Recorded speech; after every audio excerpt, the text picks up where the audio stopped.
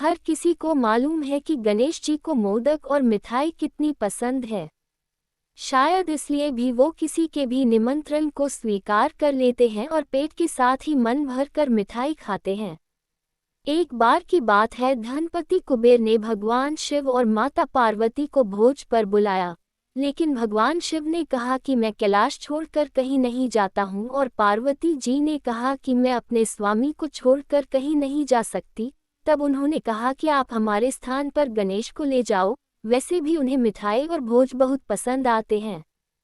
तब कुबेर गणेश जी को अपने साथ भोज पर ले गए।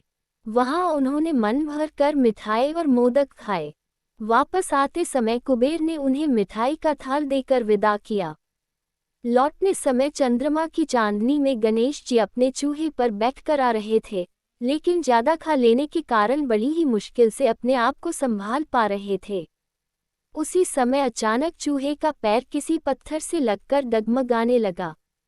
इससे गणेशी जी चूहे के ऊपर से गिर गए और पेट ज्यादा भरा होने के कारण अपने आप को संभाल नहीं सके और मिठाइयाँ भी यहाँ वहाँ गिर गईं। ये सब चंद्र देव ऊपर से देख रहे थे। उन्होंने जैसे ही गणेश जी को गिरता देखा तो अपनी हंसी रोक नहीं पाए और उनका मजाक उड़ाते हुए बोले कि जब खुद को संभाल नहीं सकते तो इतना खाते क्यों हो। चंद्रमा की बात सुनकर गणेश जी को गुस्सा आ गया।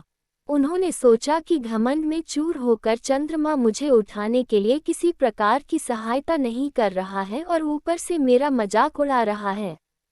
इसलिए गणेश जी ने चंद्रमा को श्राप दिया कि जो भी गणेश चतुर्थी के दिन तुमको देखेगा वह लोगों के सामने चोर कहलाएगा। श्राप की बात सुनकर चंद्रमा घबरा गए और सोचने लगे कि फिर तो मुझे कोई भी नहीं देखेगा।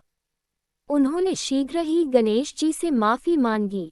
कुछ देर बाद जब गणेश जी का गुस्सा शांत हुआ तब उन्होंने कहा कि मैं श्राप तो वापस नहीं ले सकता, लेकिन तुमको एक वरदान देता हूँ कि अगर वही व्यक्ति अगली गणेश चतुर्थी को तुमको देखेगा तो उसके ऊपर से चाय होने का श्राप उतर जाएगा। तब जाकर चंद्रमा की जान में जान आई। इसके अलावा एक और कहानी सुनने में आती है कि गणेश जी ने चंद्रमा को उनका मजाक उड़ाने पर श्राप दिया था कि वह आज के बाद किसी को दिखाई नहीं देंगे।